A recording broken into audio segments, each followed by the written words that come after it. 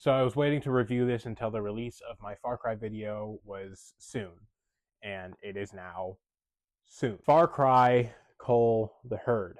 I picked this up back in September, and to my knowledge, only one more issue of this is out. The premise is very Secret Wars-ish.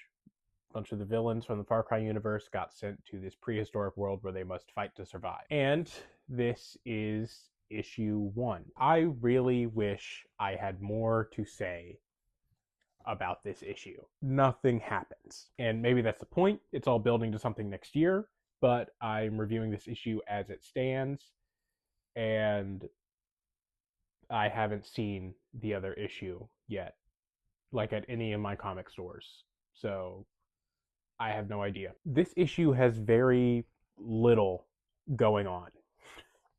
I'll tell you what happens in this issue. Pagan has an argument with his father about Yuma. Those of you who know more about Far Cry 4 know a little bit about lore. Pagan tries to escape the Triad compound with Yuma, and he gets teleported to the prehistoric world, and then the issue ends. Nothing happened in this issue, barely any action, barely any intrigue. I'm sorry, but doing an introspection on the Far Cry villains should be a knock out of the park.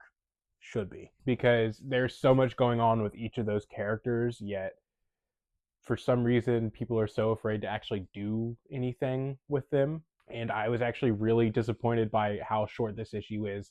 Now, I'm in the comic space and this is a manga, and I understand that issues can be pretty short, especially first issues. But I also think that a first issue is supposed to get you intrigued and want to read more. And this issue didn't necessarily make me want to read more of this. And just for comparison, the first issue is up there, but we're going to use this for now.